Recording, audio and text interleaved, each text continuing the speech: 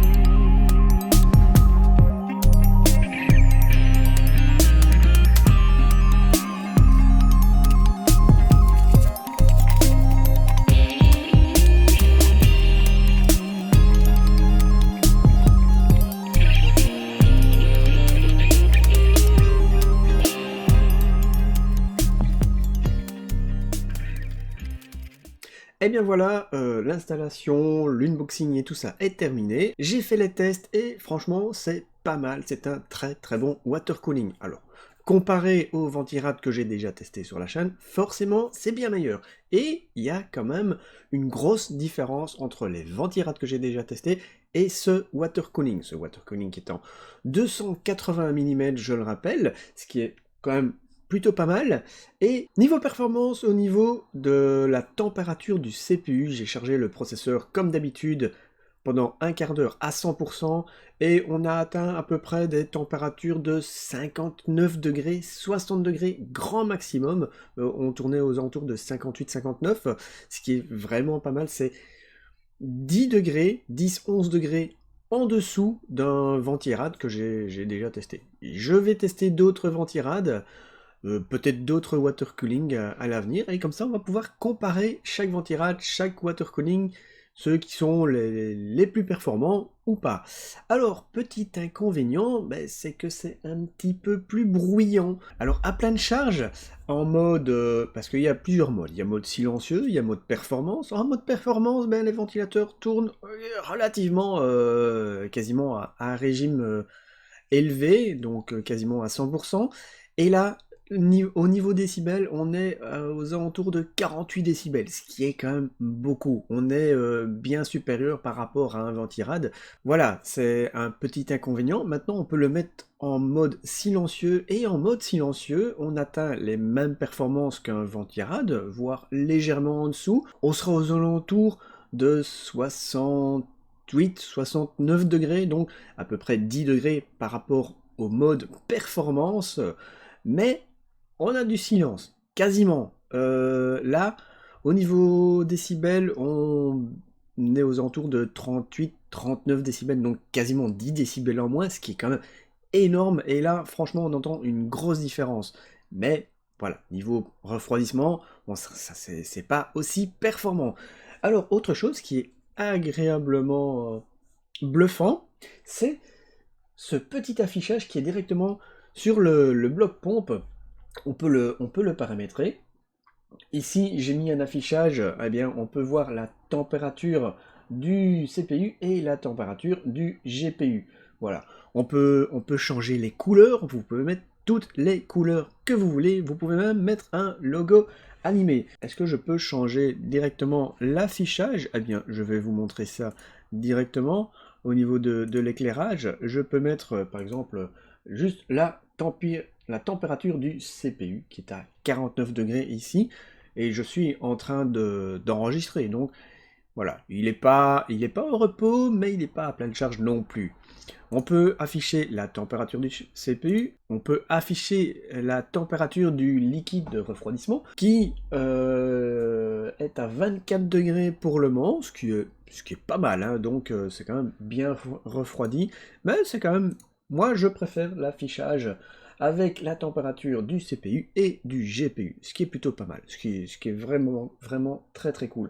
On peut paramétrer plein de choses, et donc ça, c'est une bonne surprise. On retrouve pas ça sur les autres water cooling, c'est un très très beau water cooling. Donc voilà, il est peut-être un petit peu cher, mais je pense que ça le vaut largement. Vous pouvez vraiment le paramétrer comme vous le voulez, vous pouvez le mettre en silencieux, en performance, vous pouvez changer la couleur du bloc pompe, ce qui est quand même relativement cool. Franchement, avoir un petit écran comme ça qui affiche directement la température, franchement, c'est top. Vous pouvez mettre aussi un petit logo. Ici, j'affiche le logo NZXT qui tourne comme ça. Voilà, c'est plutôt cool, c'est sympathique. Vous pouvez le changer, bien évidemment, par un GIF, une petite animation que vous mettez ce que vous voulez. Vous pouvez mettre votre logo, votre photo, peut-être.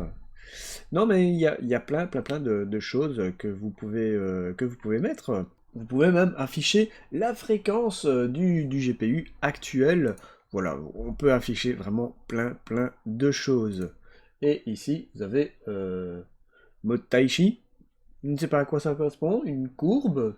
On attend. Est-ce qu'il va afficher quelque chose? Peut-être. Vous le voyez un petit peu flou.